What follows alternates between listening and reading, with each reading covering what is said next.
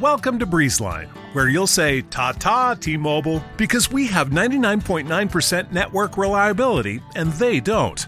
That's right. Time, weather, or even streaming in a basement won't affect our superior service. That's because we have real internet, backed by our fiber-powered network. And T-Mobile, well, they just have a 5G cellular network. So for a limited time, find your perfect speed with prices starting at $19.99 a month for 24 months. Terms and conditions apply. Go to breezeline.com to learn more. This week at Macy's, take an extra 20% off everything you need for holiday hosting with your coupon or Macy's card. That's on top of already great deals, like 60% off kids' dresses and dressy looks, 30 to 70% off gorgeous fine jewelry, and 40 to 50% off dining and entertaining essentials. Plus, Macy's Star Rewards members can earn rewards even faster during Star Money Bonus Days, going on now at Macy's. Savings off sale and clearance prices. Exclusions apply.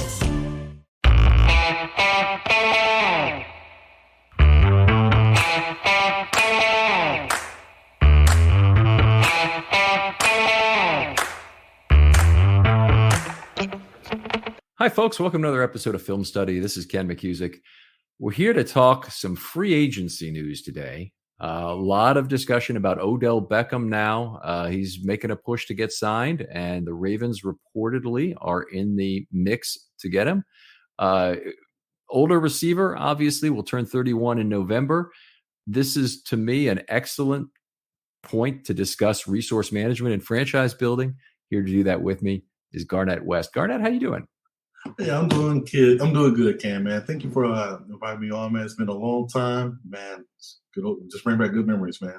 It has been a long time, Garnett. You're one of the really great friends of this show. I went out and saw a review from you, and all of the contributions you've made over the years. I've really appreciated it, and you've been a good friend and good friend of the show in particular. I really appreciate that. So Odell Beckham, he's out there. Ravens fans seem to be frequently very positive on options to pick up veteran receivers. I'll put it that way. Or at least there's a highly vocal, at least minority out there on Twitter who's eager to get him. To me, this is kind of a classic resource management case. Is what's the right price on a player like Odell Beckham, who's been in the league a number of years, and there certainly would be questions about what his production would be going forward. Yes, sir. And with what you said, it's a perfect analogy for it. It really all comes to what's on the market and what's available. How I look at it, and how a lot of fans view it, especially with the whole Lamar Jackson case, and just seeing him, have seen the addition of Todd Monk and a lot of things.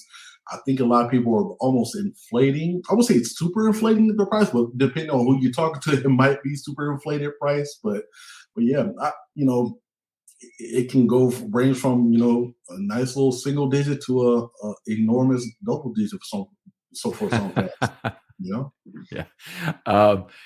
We're going to talk a little bit about what's a reasonable price for Odell, but maybe some of the other things we'll talk about first. Now, one of the things that got me in a little bit of trouble is yesterday I said I wouldn't want to give up a fourth round compensatory pick for Odell Beckham. And of course, since the Ravens are likely to get a fourth for the loss of Ben Powers, signing Odell Beckham would mean they would lose the rights to that pick, except Odell Beckham didn't play for anybody last year.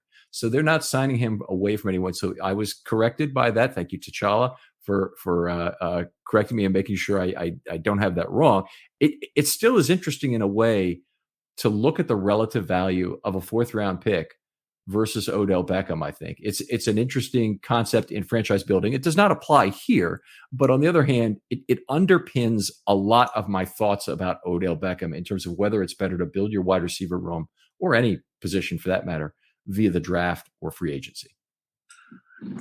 Yes, sir. And the biggest thing, how I somewhat view it, Ken, is on the reconstruction of the wide receiver room is basically where do you feel, how comfortable do you feel with that room? And I think a lot of fans don't feel comfortable.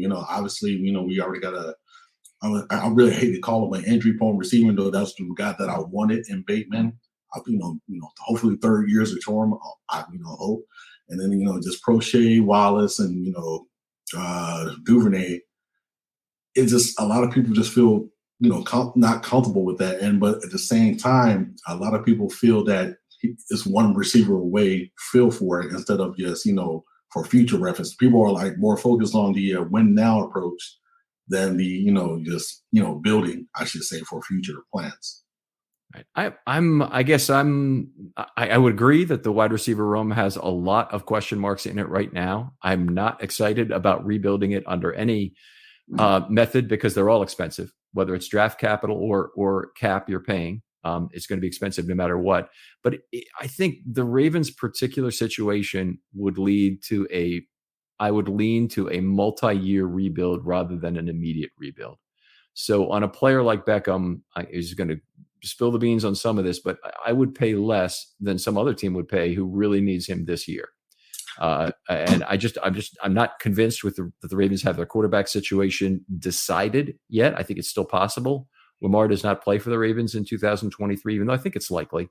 But they may decide, hey, look, we're not going to be able to make you happy. We have to trade you. And there might be a team out there that steps up and says, okay, we'll give you a spate of draft picks.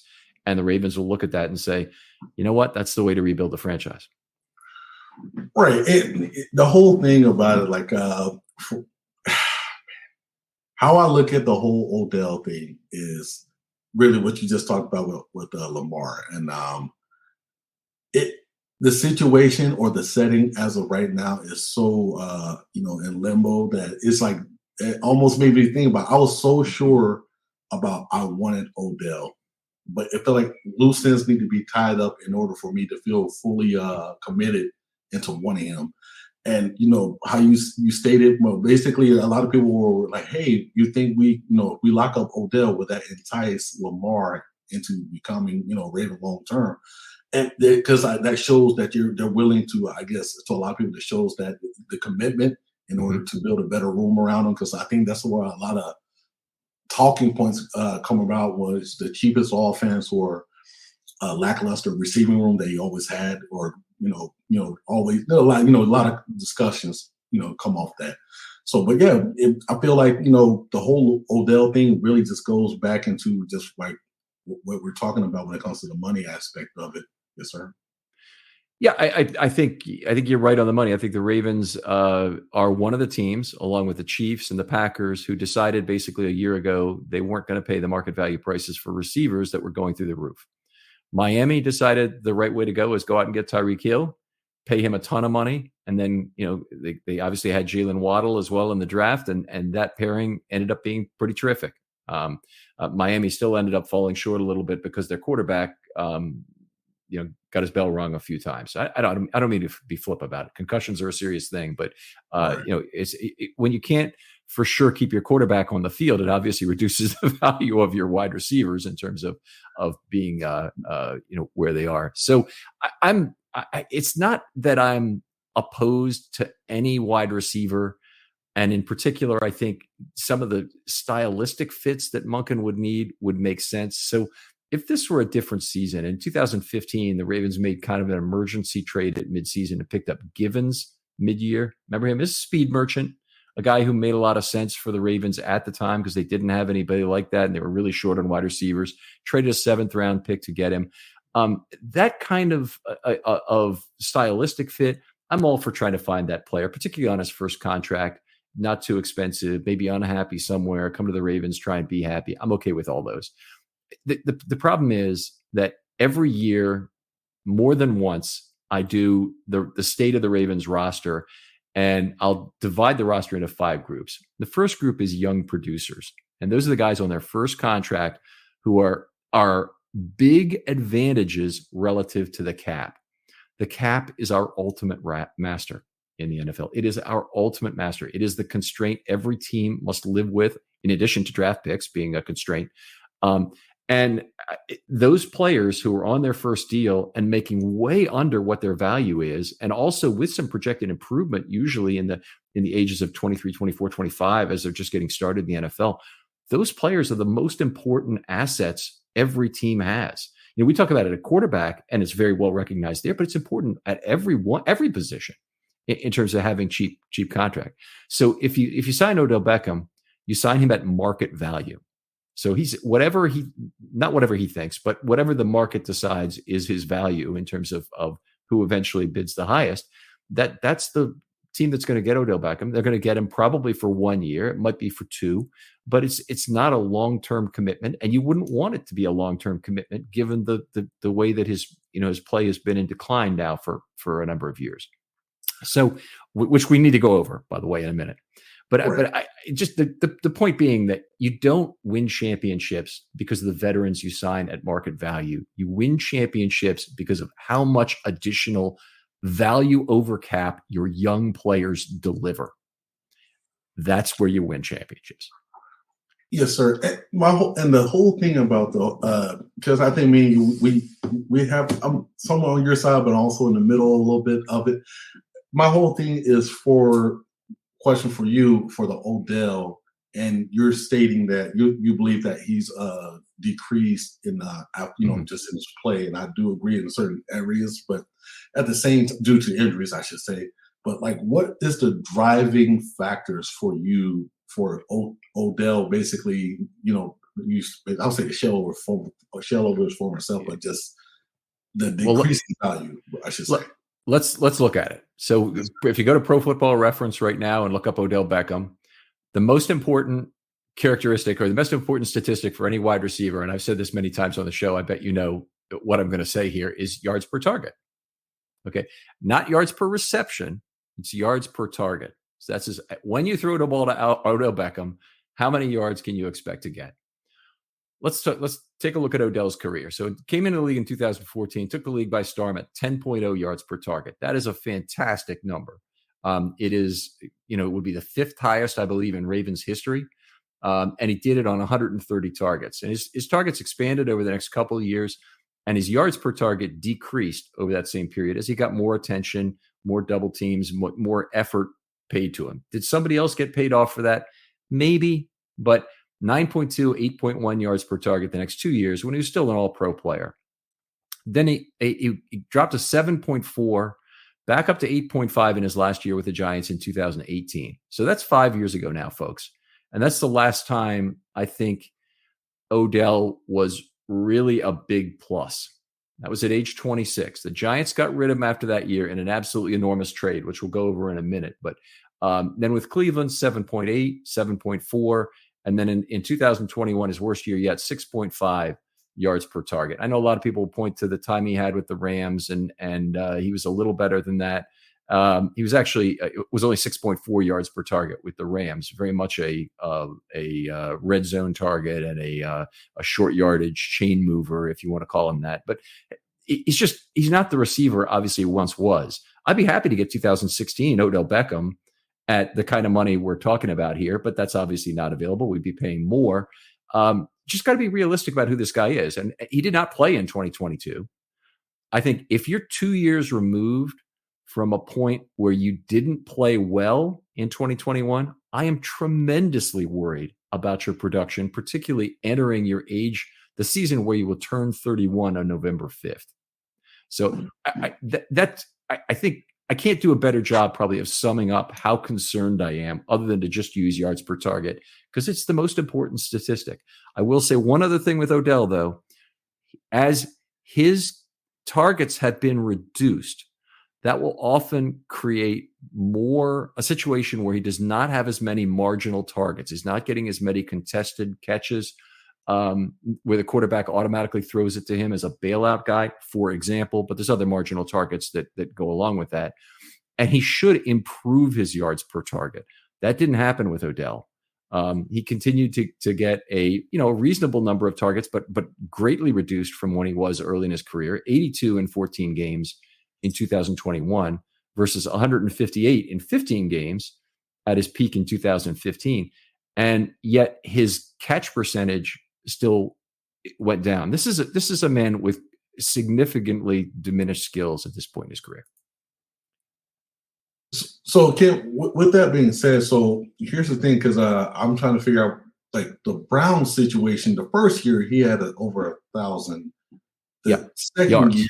year, yes, sir. And the second year, though, the following year, I should say, we know, just adding the whole Baker and or just the offense in general or whatever, for somewhere it was just a weird disconnect. Like, do you think that might play in the numbers being down, or what would you think about that? I think that's a fair criticism. But then he went to play with Stafford and a Rams offense that really had it together, had a lot of other weapons, and certainly had Cooper Kupp being a dangerous player there, and he was worse. He dropped a 6.4 yards per target for the second half of that year. In fact, he played more games with the Rams than he did with the Browns.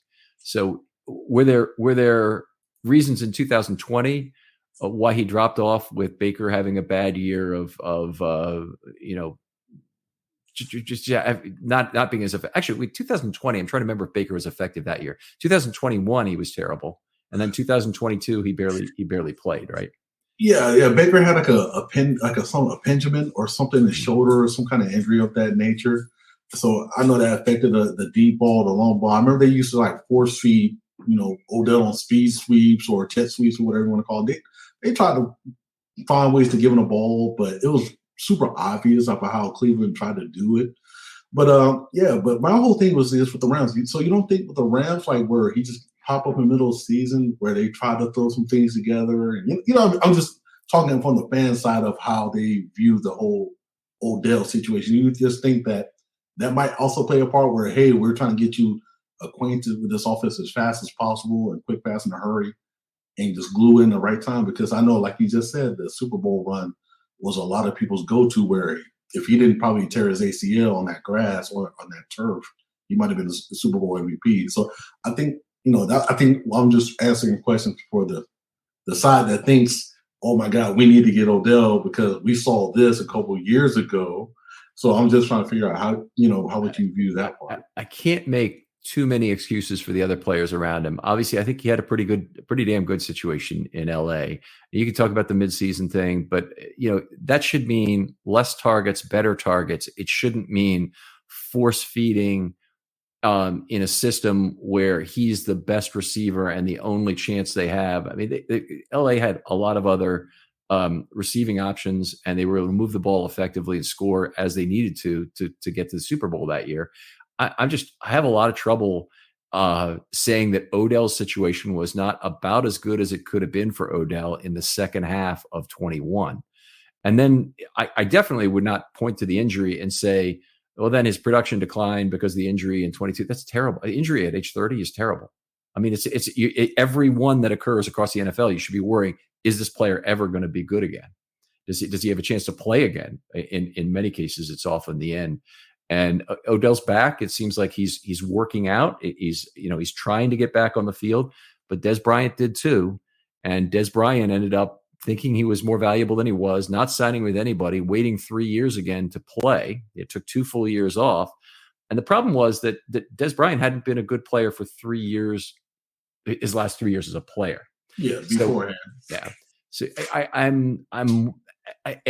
think the situation is more analogous between Odell and Des than it is versus many other receivers. Why don't we shortcut this a little bit, Garnett, and say, what do you think is a reasonable over-under for?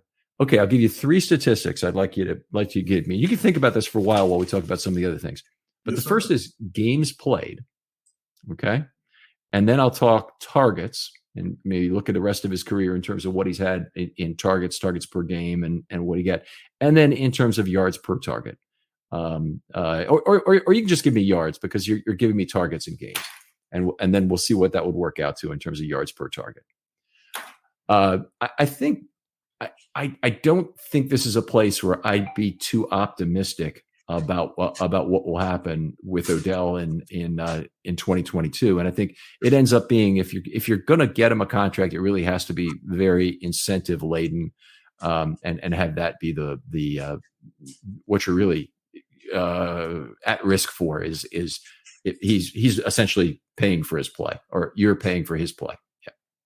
Yes, sir. And I'm right there with you. I think that's what it's crazy that me and Vasilis Ricos, just, Vaz, we were discussing about, the contract, what it would be. And it's like, hey, it's really just a prove it deal, how I will do it, like, for him. Just, games, availability based, performance based, obviously performance based, but just, just showing that you're able to stay on the field and produce at the level that you want to get paid. So that's why I'm like basically like you, where I'm not going to overpay initially, but if you can prove during that 17 game stretch where you are worth it, I'm willing to see what I can do for you.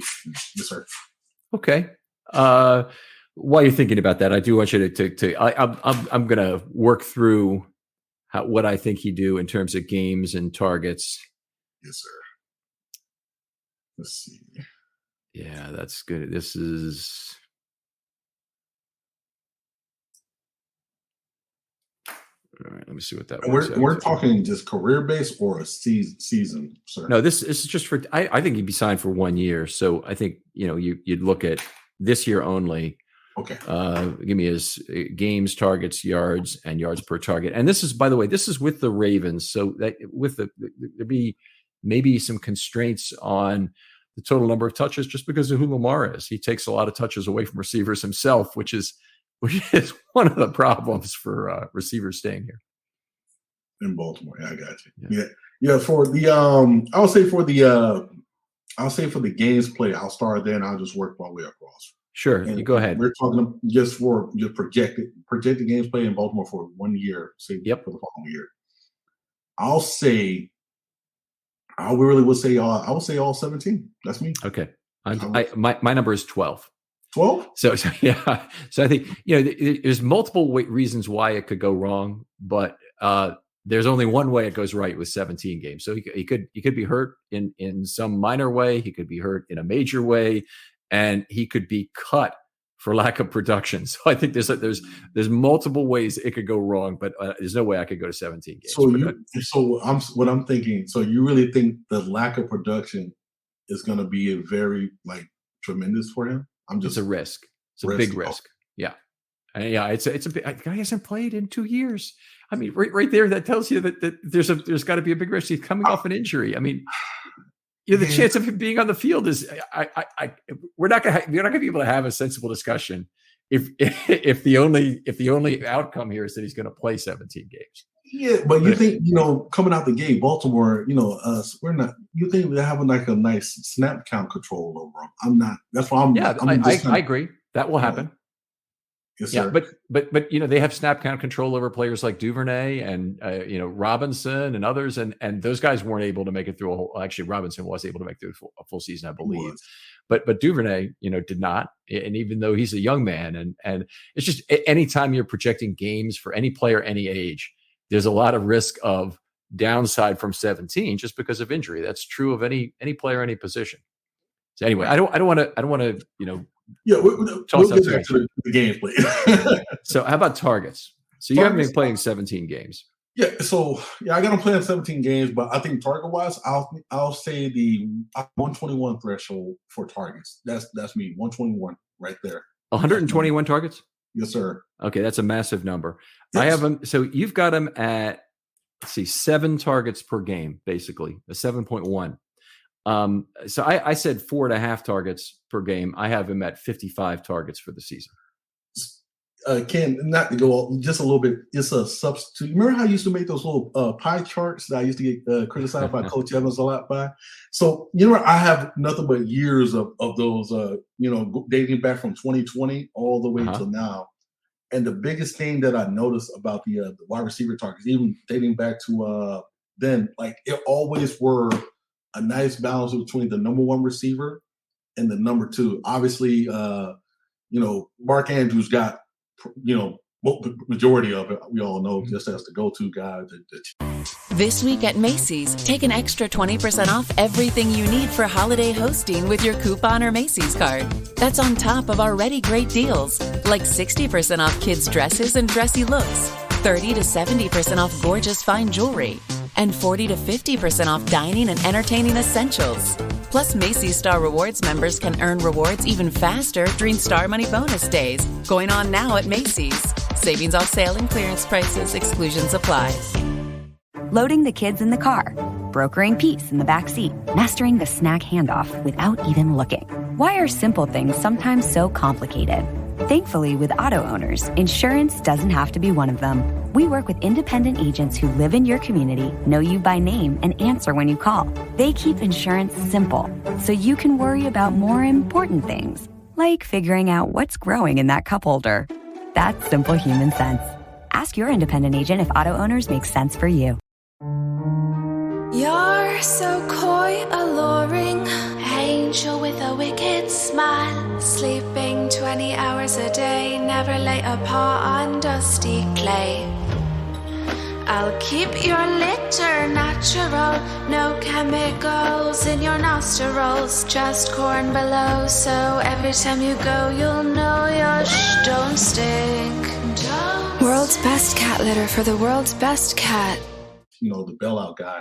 But a guy, the number 2 guy, you know, we had Bateman after he took over for Sammy Watkins during the time, but the number 2 guy was always basically on projection to be in that 121 if they just stayed on route or stayed on course instead of, you know, obviously injuries, what you mentioned the first time or whatever. But it's just always that number, literally. That's why I say 121, because like Baltimore, I know this is Todd Monk and this might be different, but it might be the same. We don't know. We'll, you know, yet to see it. But it's always there. So that's what I'm saying, 121, especially with Odell. We're talking about paying him a certain price. I think Baltimore is always known for getting the value out of people, especially if they're paying them. That's just me. That's all. Okay. So, you know, if I look at 2 players last year, Robinson, I don't actually know if he's active for that Cleveland game on 10/23, but he played either 16 or 17 games. And against Cleveland, he didn't have a target. He had 75 targets during that time. That's a little bit over 4.5 targets per game. Duvernay had, 14 games played and 49 targets. That's 3.5 per game for Duvernay. Likely, you could look at how about Bateman? How about Bateman? Bateman had 28 targets in 6 games. So he's right there at just over 4.5 targets per game.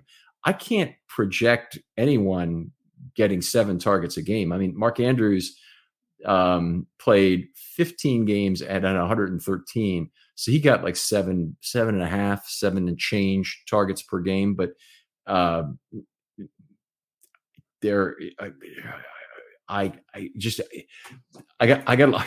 sticking with my numbers here. I'm trying to give you good reasoning. So you've got him at 7 targets per game, and I've got him at 4.5. That's obviously a big difference in yardage projected. Right. So here's my thing though. I think from future, from past tense, we're so used to seeing, the 3 guy. I'll say the WR3, the wide receiver 3, always being rotated, or I'm saying with Duvernay, or we can say with the guy. I'll say I know Robinson plays the X, but we're so used to seeing so many people come in and just trying to see if we can just strike fire out of something, get a spark out of something. Sure. And I just think that, like I said, for my whole thing with Odell, and I'm just thinking optimistically, I don't think that's a word, optimistic for Bateman. I mean, for Odell with the Ty Monken connection or somewhat. I just think that there's something that can be had if he's healthy. I understand what you're saying when it comes to Dez Bryant and, not playing all these years, and he was already deteriorating as a player compared to Odell, where I really don't see athletically. I see maybe the top speed anymore, but he can still run his routes, sink his hips a lot. That's where somewhat just throws me off just a little bit. That's why I'm somewhat, number-wise going off. But yeah. Okay. You're optimistic. So how many yards do you have Odell for with 121 receptions? So I'll say about 1,100. Yes, sir. 1,100 yards. Okay. Yes, sir. So most of this can be explained by the first couple of numbers, but the 1,100 yards would be an enormous jump up in terms of productivity per catch to back up to 9.1 yards per target. He's only been that high once in his career, I believe. So you'd have to go back twice. His first 2 seasons, he was at 9.1 or higher yards per target. You know what, Garnett? This is going to be a great show because this illustrates kind of like expectations for receivers and all the places that this kind of thing can fall apart. But in terms of yards per target, I'd say that's kind of unrealistic. But you've got him at 9.1 yards per target. I've got him at 340 yards, which I think for 55 receptions would put him at 6.2 yards per target. It'd be a new career low, but he's also 2 years removed from having 6.5.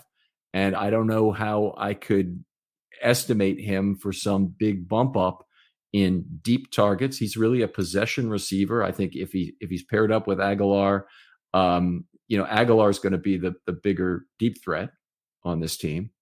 And so what you're getting with a Beckham would be more of a intermediate guy, and you hope that he becomes a really good contested catch receiver and can get you some first downs. And I don't think that would be terrible if they signed him at the right amount of money to a contract like this. But we can kind of see as we project through this, and I'm reminded back to the Lee Evans acquisition, how optimistic everyone was about that, including me.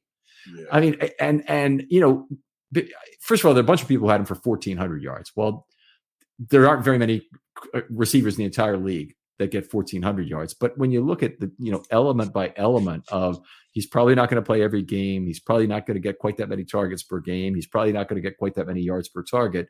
You end up with muted numbers kind of across the board. You have painted a picture for Odell that I think Odell would pay $15 million to put up these stats in terms of how it would increase his future career earnings. That's what I feel about it. Like he's got no right to expect anything like that. so he would pay personally $15 million to have those stats and then be able to take that to the market again in a year. Yeah, but see, here's my thing. I feel like so 2019, I'll say this. It was a lot of unexpected things. We didn't know what to expect from the offense, right? And it's almost the same ordeal. I know the Lamar thing is crazy, right? That's the whole story, right? But we're just saying the pop in our dimension right now, Lamar's there, and I think a full camp, which, like I said, I feel like will do wonders for Odell, being in our facility, being there, learning the system, figuring out how it's going to go. I feel like the defense side will, we don't know what to expect from it. We just know maybe the 13, 22 personnel, a couple things that we know, but we don't know what are we expecting with Todd Monkey in the game, in the new game that's there. So I feel like a lot of things ties into my, Odell. Odell has to do his part. What I'm saying, like if he does his part, at minimum, it should be like an 800 receiver, in my opinion. Like that's just me, like it minimum. So that's how I somewhat look at it again. I'm just trying to look at just every aspect for the yardage wise. But yes, sir. So Mark Andrews is a player who's certainly earned Lamar's trust, and he's the go-to target currently on the Ravens. He's a durable player, although he hasn't played every single game. He's been a durable player in the beginning of his career, which is important because that's not where Odell is. And if you look at his career, he's topped 800 yards 3 times. And it's 847, 852. And then, of course, his huge year in 2021, rather, when he had 1,361. He's averaged 860 yards a season. That's Lamar's first target. There are fewer total passing plays to hand out in Baltimore, fewer total touches for receivers, fewer total snaps for receivers, unless you're right. The Todd Monken thing is a very legitimate question that we may see a lot more 11 personnel this year. I don't think the Ravens' current personnel makes me believe that it's going to be a complete abandonment of some of the Roman run principles that Lamar's done so well with. I think, they'll probably pass more just because, the things I've heard from Monken have been very good in terms of attacking the defense by forcing them to defend every bit of space. I really love hearing that. That's a balanced offense if you can force them to defend as much space as possible. But I can't bring myself to believe that that's going to mean the Ravens are going to become an 11 personnel team like every other team in the league when their personnel and all the tight ends they have tell you that's where a lot of their talent is. Right. Especially when it comes to the Mark Andrews and Likely, and we're still trying to figure out what Charlie Kohler, can be in this offense. And it brings up a good question. And obviously, you still got Pat Ricard, maybe bring him as the blocking tight end. I'm just going off of the episode that I heard with you and Alec not too long with the tight end breakdown that you guys, which was a great episode. Shameless plug right here. Appreciate that, Garnett. Thank you, sir. But yeah, but my whole thing is I'm just thinking from Todd Monken's scheme and system is basically to develop space for players. And I still think that, with Odell, he can still develop space within himself within a good scheme. That's all I'm okay. I think. Yep. Okay, well, that's fair. That's fair. In terms of the stylistic fit for the Ravens, this is kind of one of my other concerns about getting a player like Odell is that I think they really the player they really lack is a lid lifter at this point. They've got great tight ends who can do a lot of, frankly, what Odell can do now. If Odell lines up in the slot, and Odell's going to want to move around, he's not going to want to be just the X. I don't think he's going to want to be just the Z either. Obviously, I think he's going to want to move around, be used as a big slot, be used as an X sometimes. But he's going to say, no, you got to feature me in the offense, and I've got to have a chance. Well, the Ravens have a ton of big slot options, and it starts with their huge stable of tight ends. So I think it makes sense for him to be on the field as a backup X when Bateman is not, and on the field as a Z on a lot of other plays. The Ravens don't use their motion from their Z receiver all that often. They use their motion a lot from the tight end. So the flanker case, which totally does not meet Odell Beckham, is not a mismatch necessarily. And then you still have some route scheme you can do with him. I am not optimistic that he gives the Ravens a lot of stylistic difference from their big tight ends. And in fact, guys like Kolar and Likely and Andrews himself, who are flexed out, I think provide you a lot better options after the catch in the middle of the field. If the Ravens can get their play action game going, and if Lamar can get back to the point, maybe with the mesh point as well, that they're getting the bad reads from inside linebackers to get behind those players. So he's not a send him down the sideline guy anymore. That's not who Odell Beckham is. He's not even really the same magician in terms of coming down with the ball. His catch rate's been dropping a lot over the years. So I'm trying to figure out what is it that Odell Beckham gives the Ravens that they don't have right now with their stable. And I'm coming up a little bit empty on this. So with that being said, we're going back to talking about the tight ends and what value does Odell bring versus our tight end group. Like with the whole Likely thing and Likely versus Odell, like how do you? I understand the yak ability that Likely brings on the backside. Also, just you becoming hopefully you put some more weight on, be able to become a better blocker because we're going to need it. Right. But for Odell's standpoint, like you start saying that he's going to be working out the slot, but what? You don't see any difference between them two whatsoever. Just being a better maybe. A guy that can be more agile, maybe more burst coming out, or it's just, you think he is this, he's not what we thought we would, or not what we think he is still. You know what I mean? I don't. He's not the speed player that he once was. So I would say I'd start with that, and that's true. I don't bang him too much about that. That's just the nature of the game. Is that he's not that player anymore. You mentioned the physicality and whatnot. That is a place where he falls down relative to pretty much all the Ravens tight end is in any kind of a contribution he would make to the Ravens run game as a blocker. So I don't think we disagree on that. It's just not what Odell is really known for. He's, by the way, Odell is not a big guy. He's 5'11". He's not 6'2", 6'3", one of these massive receivers. So I think, in terms of what he can give the Ravens anywhere close to the edge of the line of scrimmage is going to be less. So you have to really believe that Odell has some of the wiggle at the top of the route, and that's where it would have to come to say beat a corner there for space. If you're talking about other players, the tight ends in particular, I think they give you the bodying off the ball at a much better rate. They give you a bigger body in level 2 to push people around in the run game.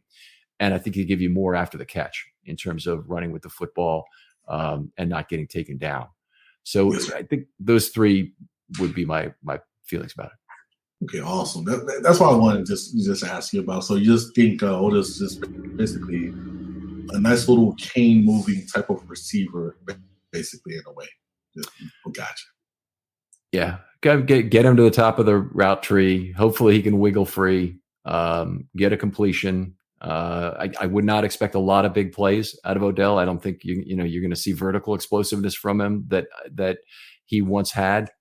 And I don't think you're going to see the really outstanding plays after the catch. And, I went to that game against New York Giants in 2016 where the Ravens made actually a pretty minor misplay, but Weddle got in the way of Tavon Young. I think Tavon Young got hurt on the play too. That really sucked. And then Odell went the distance for the game-winning touchdown.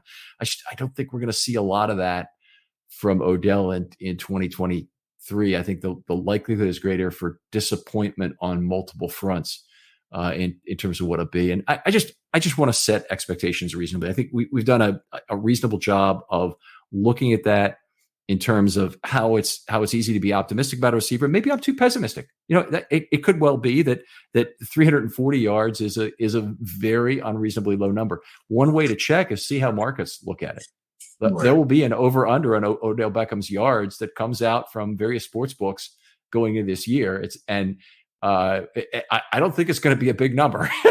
I think it might be around 500 yards and maybe less than that. And it'd be interesting. So we'll see how markets price that one in particular. We will see, my man. Yep. All right. But getting back to the other thing is that if you're going to pay, let's say they expect to pay $5 million to Odell Beckham for this season. So it's a vet min contract, $4 million incentives. And they're pretty sure, since it's based on 2022, that he's going to hit all his incentives. If they're going to pay him $5 million, that's $5 million of cap that they will not have in a future year. They either won't have it in 2022, or they won't carry it over into 23, or they won't carry it over into 24. So that is another concern. And if you're one of the roller coaster parity guys and not one of the level performance guys, and I'm a level performance guy as a season ticket holder, there's reason to want to save that money. And I don't believe in spending a lot of money on free agents if the Ravens cannot figure out the Lamar Jackson situation. I think they're in a rebuild already. If their plans already include drafting AR-15 and letting Lamar Jackson go for draft picks, and that basically commits themselves to a 2-year rebuild here, I'm actually okay with that in this particular circumstance. But it would be it would mean don't spend money on wide receivers, is what it would tell me. Particularly, don't spend money on wide receivers this year. All right. So just so I want to make sure I heard you right. You said that if we spend say $7 million or $5 million on Odell, just for for myself and people out there, and you said for future cap, like how does that play a part? Just to be sure. Okay, so just to be clear, however the Ravens pay Odell, they either pay him in cap dollars from this year or cap dollars they borrow from next year. But it's not; those dollars are effectively the same, meaning that whatever they don't use this year, they can carry over and spend next year. Gotcha. So, and so next year, if the Ravens are ready to make a run at it, well, great, they'll have some extra cap to spend, and that could really help. Another thing is, they've already built in a bunch of void years into the contracts of Gus Edwards and a couple other players right now. It's the first toe in the water for the Ravens ever doing this. So they're not an organization which spends future money lightly. The not likely to be earned bonuses, which come with the incentive-laden contracts, that's spending future money. You'd spend, if it was $1 million and it's $5 million, if he meets certain incentives, that's spending $4 million of 2024 cap right off the bat. So I'd be upset about that if they did it when they're not really set to make a run. I see what you're saying. That works out perfectly for it, especially just have a better grasp at it. Because I know a lot. I hear sometimes you'll say or other people, I'm like, okay, how does that work? Do I just carry $4 million until now I completely understand. Yes, sir. Yeah, any money they don't spend this year, they can also carry forward. So they restructure contracts and they try and get $5 or $6 million when they start the season. So they have enough money to get through the season with the transactions they'll need to make, signing a bunch of people at the vet minimum and other things. And then that if they don't spend $3 million of that, then they can carry that over till next year. If they have a ton of injuries, they might actually have to do even more restructuring during the season to generate additional cap that is effectively spending money from future years.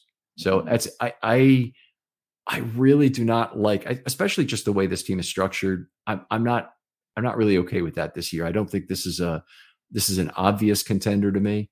And so if that's the case, then I'm not really eager to spend a lot of money to try and make it a just barely make the playoffs team, even though normally I'm very much in favor of that. No, yeah, okay. Since you said it like that, I definitely understand where you're coming from, because I feel like it's the same way of where this team is right now. Like the whole Odell thing, with literally a couple things have to line up in order for me to feel very confident and to pursue him. So I definitely understand where you're coming from, sir. All right. Odell, Odell Garnett, Odell's best friend over here. Garnett, always great to talk football with you again, my friend. And it's been too long. Let's make sure we do some more shows this off season and have another chance to talk again. Tell folks where they can talk to you about football on Twitter.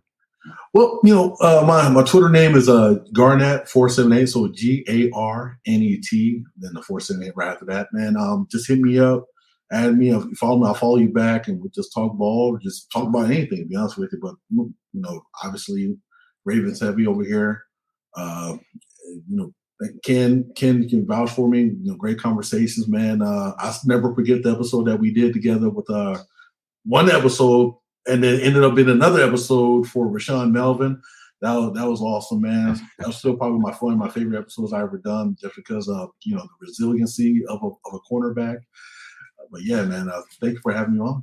Always a lot of fun, Garnett. And Garnett is an ex-Marine, for those who don't know. So if you see Semper Fi, that's why. And he just retired in the last year or two. Yes, sir. April 12th last year. So I'm just chilling. That's why I'm growing the hair out. I'm a free man. My dad started losing his hair at 38, so I got like a couple years left on it. So I'm just trying to enjoy what I can of this. And yeah, man. Oh, and can I have a question? Like, are we expecting a draft live show this year from you guys? Yes, absolutely. And we'd love to have you on it if you've got time to be on. It's always fun. For folks who didn't join us for the draft show last year, Garnett was on, and he had something going on with Travis Jones' mother on Twitter that was absolutely hilarious. So he's a great guy to have on, and he brings a fan's perspective, but also a mind that I really appreciate, and just a joy for life. And Garnett, got to say, really have appreciated your judgment whenever we've been able to work together, even though we seem to disagree a little bit on Odell Beckham's projections. And a little bit of Linderbaum. There's, every perfect couple got this little. It can't be perfect. All right. Well, outstanding, my friend. Great to have you on. Other folks out there, if you'd like to be on a film study short this offseason, got lots of opportunity. Whether you want to talk a franchise building topic like we just had with Garnett, or you want to talk about that one play episode, some particular play that really means something to you in Ravens history, love to talk to you about that as well. Garnett, you haven't been on for one of those yet. We need to get you on for one of those. Yes, I got one, but I'm not going to spoil it on this one. We'll tease it a little bit, but I got a good one for you. Fair enough. All right. Garnett, thanks again for being on. Thanks for having me, Ken. And we'll talk to you next time on Film Study.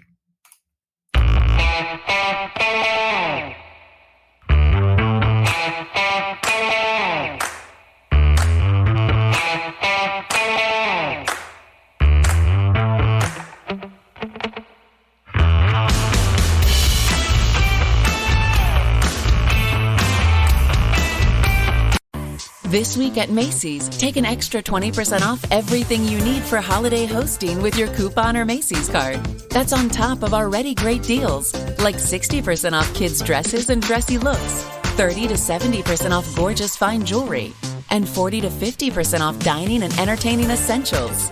Plus, Macy's Star Rewards members can earn rewards even faster during Star Money Bonus Days, going on now at Macy's. Savings off sale and clearance prices, exclusions apply.